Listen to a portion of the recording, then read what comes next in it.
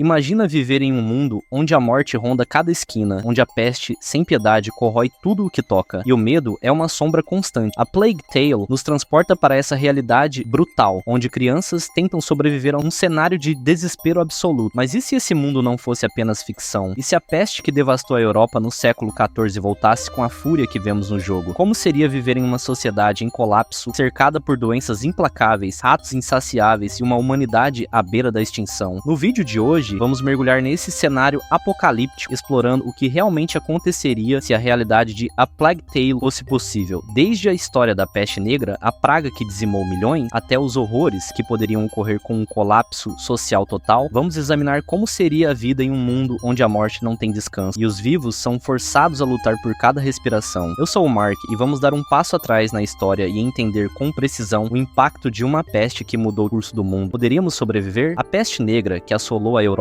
no século XIV, foi um dos eventos mais devastadores da história humana, causando a morte de cerca de 25 a 30 milhões de pessoas, que representava aproximadamente um terço da população europeia na época. Este cenário de desolação é trazido à vida no jogo A Plague Tale, onde a peste é retratada não apenas como uma doença física, mas também como uma força implacável que destrói famílias, comunidades e até mesmo o tecido social de toda uma civilização. Para entender verdadeiramente o impacto de tal desastre, é crucial examinar como a peste realmente funcionava e o efeito psicológico e social que ela provocou. Na Europa medieval, o entendimento da peste era, no melhor dos casos, limitado, e no pior, profundamente distorcido pela superstição. Os médicos da época não sabiam a verdadeira origem da doença, nem como ela se espalhava, e em muitos casos, a medicina era mais baseada em crenças religiosas ou folclóricas do que em práticas científicas. Enquanto a bactéria Yersinia pestis, transmitida por pulgas de rato, era responsável pela infecção para a população medieval, a explicação para a peste muitas vezes estava ligada à ira divina ou a maldições. A falta de conhecimento sobre higiene e a inexistência de sistemas de saúde eficazes tornavam qualquer tentativa de contenção quase impossível. O medo da morte iminente era palpável e onipresente. As pessoas se viam confrontadas com uma praga que poderia ceifar suas vidas em questão de dias, sem aviso e sem remédio. A rapidez com que a doença se espalhava fazia com que qualquer tentativa de fuga fosse inútil, já que o contágio não respeitava fronteiras, classes sociais ou qualquer outra distinção. Vilarejos inteiros eram dizimados e o pânico se espalhava rapidamente pelas grandes cidades, onde os ricos e poderosos se viam tão vulneráveis quanto os pobres e humildes. As cidades que antes eram centros de comércio e cultura tornaram-se lugares de morte e desespero, com ruas vazias, lojas fechadas e os sons da vida substituídos pelos lamentos dos moribundos. A reação das autoridades e da igreja, que era a principal fonte de poder e orientação na época, foi muitas vezes inadequada ou até mesmo contraproducente. Em um esforço para lidar com a crise, as autoridades religiosas e civis tentaram controlar a situação de maneiras que, em vez de aliviar, frequentemente agravavam a angústia. Em alguns casos, as pessoas foram forçadas a viver em quarentenas, sendo isoladas de suas famílias e comunidades, um reflexo do medo generalizado da propagação da doença. No entanto, o isolamento nem sempre ajudava, já que o contágio acontecia sem aviso, por vezes através de partículas de ar, ratos ou até mesmo roupas e objetos infectados. Em meio ao caos, muitas pessoas começaram a questionar sua fé. Para aqueles que acreditavam que a peste era um castigo divino, o sofrimento tornou-se ainda mais profundo. Por outro lado, houve quem procurasse explicações mais práticas e científicas, embora essas explicações fossem raras e pouco compreendidas. Para muitos, a doença parecia um inimigo invisível e onipotente, imbatível por qualquer meio humano, gerando uma sensação de impotência que transformava cada dia em um verdadeiro pesadelo. A verdadeira magnitude dessa tragédia pode ser difícil de entender, mas ao observar o impacto da peste negra, podemos começar a compreender a natureza do sofrimento humano quando confrontado com uma catástrofe incontrolável. A Plague Tale captura essa sensação de medo e desespero de forma vívida e emocional. Embora o jogo trate da história de duas crianças tentando sobreviver em meio à devastação, ele também nos permite vislumbrar o que teria sido viver em um mundo onde a morte estava à espreita a cada momento e onde a luta pela sobrevivência tomava a forma de uma batalha diária, tanto física quanto psicológica. Viver em um mundo assim significava ter que fazer escolhas impossíveis. Os laços familiares e sociais que antes davam estabilidade eram dilacerados e a solidariedade dava lugar ao egoísmo e à desconfiança. Aqueles que sobreviveram muitas vezes enfrentaram traumas que duraram toda a vida e as cicatrizes da peste ficaram gravadas na memória coletiva por gerações. A peste negra não foi apenas uma tragédia sanitária, mas também uma crise de identidade e de valores, em que as fundações da sociedade medieval foram abaladas de forma irreversível. E o mais aterrador de tudo isso é que, no contexto de A Plague Tale, a história se aproxima da possibilidade de um cenário ainda mais sombrio. Imagine um mundo em que não apenas a peste, mas uma série de calamidades continuam a assolar a humanidade. A doença, os ratos, a morte em massa, tudo isso seria muito mais do que uma simples ameaça. Seria a realidade diária em que os sobreviventes teriam que lutar não apenas para manter a vida, mas também para preservar sua humanidade. E se esse cenário não fosse ficção, mas nossa realidade, como viveríamos? O medo da peste e da morte certa tornaria cada momento precioso, mas ao mesmo tempo insustentável, gerando uma luta constante entre o desespero e a esperança. O comportamento dos ratos na Idade Média é uma das facetas mais fascinantes e assustadoras da peste negra. Enquanto a Plague Tale nos mostra os roedores de maneira quase sobrenatural, como uma horda implacável e organizada, a realidade da época era igualmente aterradora, embora não tão organizada quanto a visão distópica do jogo. Na Europa medieval, os ratos eram comuns e sua presença nas cidades e vilarejos era uma constante, mas quando a peste se espalhou, os ratos, em um ciclo trágico, não foram apenas sobreviventes, mas também agentes de disseminação da doença que estava dizimando a população. Esses roedores, especialmente as ratazanas, passaram a ser vilões em uma narrativa de morte e desespero. O comportamento das ratazanas na Idade Média foi, em grande parte, impulsionado pela mudança ambiental e pela forma como a humanidade interagia com o meio ambiente. A Europa medieval, caracterizada por cidades e vilarejos superlotados, sem sistemas de saneamento adequados e com grande acúmulo de lixo, tornou-se um terreno fértil para a proliferação de ratos. Estes animais, que em grande parte são omnívoros e altamente adaptáveis, encontraram no caos das cidades e no desprezo pela higiene um paraíso. Suas colônias se expandiram rapidamente e, como muitas outras criaturas na natureza, seus instintos de sobrevivência os levaram a se mover para locais densamente povoados. Esses roedores passaram a dividir os mesmos espaços que os seres humanos, se aproveitando de restos de comida, fezes e lixo. Porém, o que muitos não sabiam era que os ratos, especialmente as ratazanas, eram responsáveis pela disseminação da bactéria Yersinia pestis, causadora da peste bubônica. Na verdade, o ciclo de transmissão da peste através dos ratos e suas pulgas é um dos aspectos mais aterradores dessa catástrofe. As pulgas que se alimentavam do sangue dos ratos, ao picar um ser humano, podiam transmiti-la, e o efeito era devastador. Em A Plague Tale, os ratos aparecem como criaturas em grande número, cobrindo o chão como uma onda de destruição. Embora a imagem seja exagerada, ela reflete a realidade do impacto que esses animais poderiam ter na disseminação da doença. Eles não eram apenas uma presença repulsiva, mas também os principais intermediários de um sofrimento inimaginável, sendo que o contato com as pulgas infectadas levava os humanos a contrair a peste, com uma taxa de mortalidade altíssima. Agora, imagine se a realidade fosse ainda mais extrema do que já era. Como seria viver em um mundo onde ratos não são apenas uma irritação ocasional, mas uma ameaça constante? Se os ratos já eram onipresentes nas cidades medievais, imagine a quantidade de roedores em um cenário onde a população humana fosse drasticamente reduzida. Não seria apenas uma questão de convivência com essas criaturas, mas sim de um confronto direto e constante pela sobrevivência. As pessoas seriam forçadas a viver em espaços cada vez mais insalubres e improvisados, com pouco ou nenhum controle sobre a proliferação dos ratos. A sensação de desespero diante de uma horda de roedores tentando invadir casas, armazenamentos de comida e até mesmo invadir o espaço pessoal seria uma constante. E com o avanço da doença, as chances de resistência a essa nova ameaça seriam ainda mais mínimas. Quando se pensa na luta pela sobrevivência durante a peste negra, não se trata apenas de enfrentar a doença em si, mas de viver em um ambiente imerso em caos, com a morte a cada esquina e o medo como companhia constante. Em A Plague Tale, o jogo explora de forma intensa e imersiva a angústia de viver em um mundo onde os valores de comunidade, confiança e até mesmo a própria moralidade são desafiados a cada momento. Mas como seria, na realidade, essa luta diária pela sobrevivência? Como as pessoas, que já estavam à beira do desespero devido à doença, lidariam com a inevitável perda de entes queridos, a escassez de alimento e a constante ameaça do fim? A primeira coisa a se considerar seria a escassez de recursos, que é um tema central em qualquer cenário pós-apocalíptico, mas que no contexto da peste negra se torna ainda mais crítico. Imagine uma sociedade em que a agricultura é severamente prejudicada pela falta de mão de obra, o comércio é interrompido devido ao medo de contágio e o armazenamento de alimentos se torna cada vez mais escasso. A fome, já um problema constante em tempos medievais, se tornaria uma ameaça constante para os sobreviventes. A luta pela comida seria uma batalha não apenas física, mas emocional e psicológica. Com cada pedaço de pão ou cada colher de sopa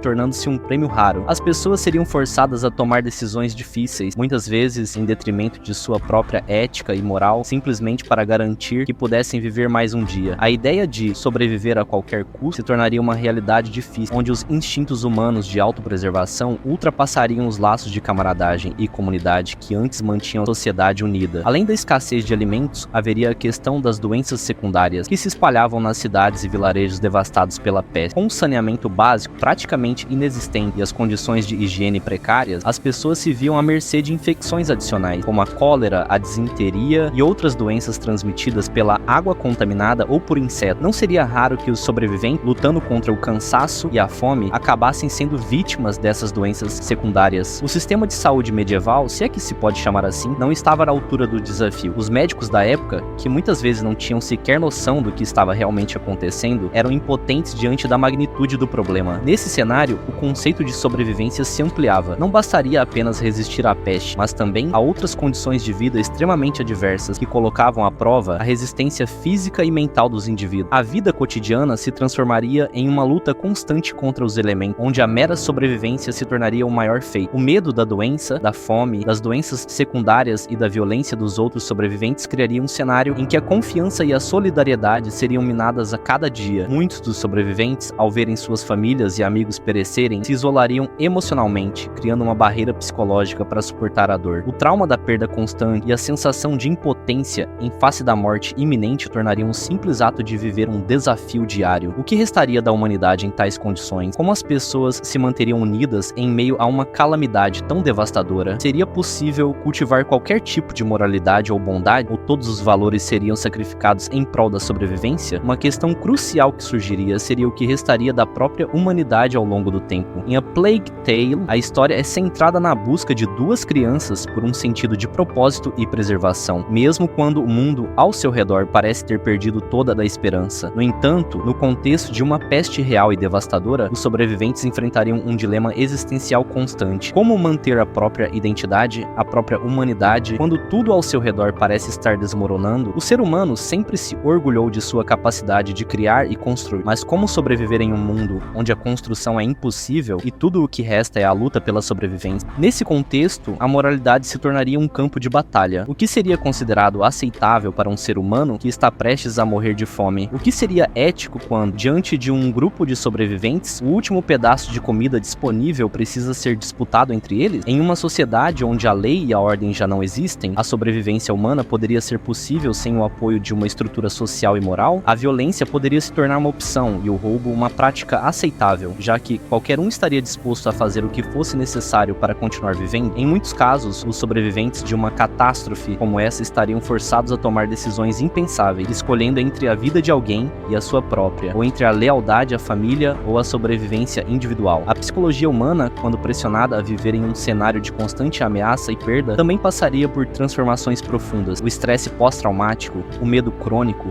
a ansiedade e até mesmo o desespero coletivo seriam fatores importantes na formação da mentalidade dos sobreviventes. Em A Plague Tale, podemos ver como os traumas psicológicos das crianças que cresceram em meio à guerra e à doença afetam sua visão de mundo. Embora o jogo se concentre em uma narrativa de esperança e coragem, a realidade de viver em um cenário de tal devastação traria consigo consequências psicológicas profundas que poderiam afetar as futuras gerações. Como lidar com a perda constante? Como restaurar a confiança em outros seres humanos quando a própria sobrevivência já exige sacrifícios imensos? Em um mundo onde a peste se espalha de forma avassaladora, onde os ratos dominam e os recursos são escassos, os sobreviventes seriam forçados a reinventar suas vidas a cada passo. Cada dia seria uma vitória contra as probabilidades, mas também uma luta contra o próprio desespero. A vida não mais seria apenas uma questão de existir, mas de resistir, de não se deixar consumir pela dor e pelo medo. A sobrevivência se tornaria uma arte, uma habilidade de se adaptar às condições mais extremas, de encontrar esperança onde ela parecia inexistir. E no final, a verdadeira pergunta seria: o que restaria da humanidade depois de tantas perdas e tanta dor? E mais importante ainda, a humanidade seria capaz de reconstruir ou ela se perderia completamente nesse cenário de desesperança?